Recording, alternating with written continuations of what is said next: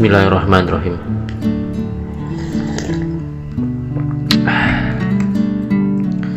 Secangkir kopi John Pakir, MH Ainun Najib.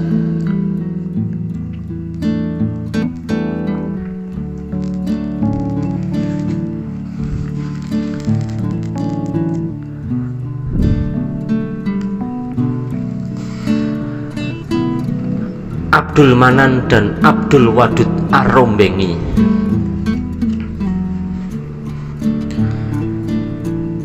Kaum folkloris di waktu senggangnya suka bercerita iseng tentang yang lucu-lucu dari berbagai etnik. Misalnya tentang orang Madura, satu dari suku-suku di muka bumi yang saya kagumi. Orang suka sentimen terhadap mereka, padahal mereka itu paling jago argumentasi. Bahkan dalam diplomasi, mereka bisa jauh lebih dingin dibanding politisi Jawa. Misalnya kalau Anda rewel terhadap harga barang jualannya, ia malah berkata, "Soalnya saya ini baru saja keluar dari penjara."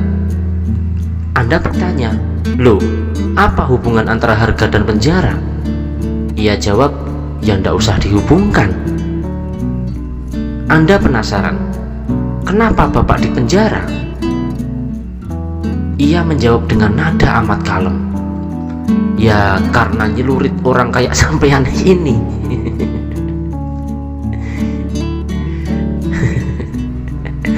Ia menjawab dengan nada amat kalem, "Ya karena nyelurit orang kayak sampean ini." Maka sebaiknya Anda secepatnya lari tunggang langgang. Atau ketika anak Madura itu ditangkap polisi karena naik motor tak punya SIM, polisi membentak, "Kok ini SIM-nya orang lain?" Ia menjawab, "Loh, yang saya pinjami SIM saja ndak marah, kok Pak polisi marah?"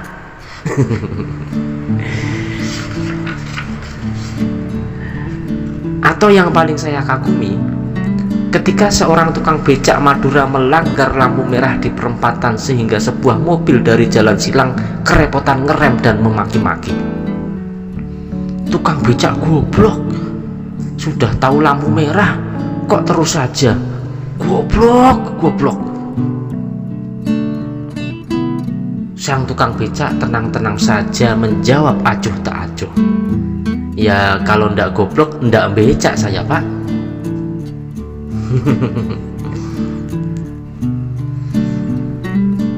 Padahal saya tahu persis tidak ada bangsa yang goblok.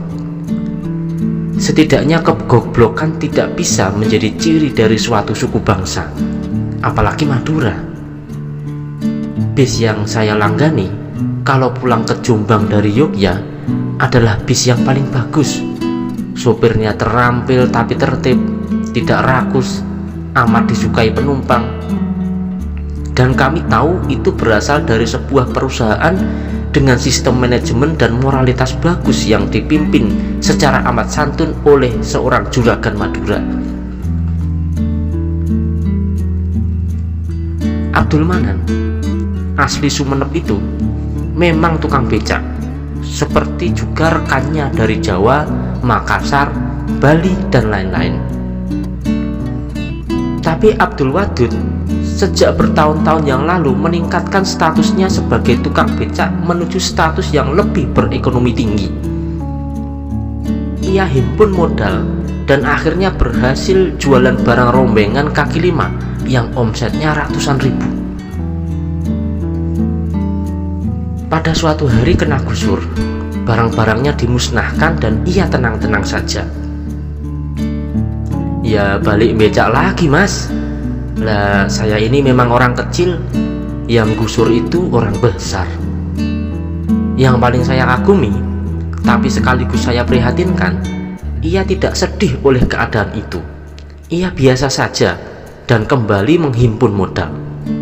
Ia mampu mengikhlaskan barang-barangnya dimusnahkan menjadi beberapa ratus ribu rupiah di tangan orang-orang besar.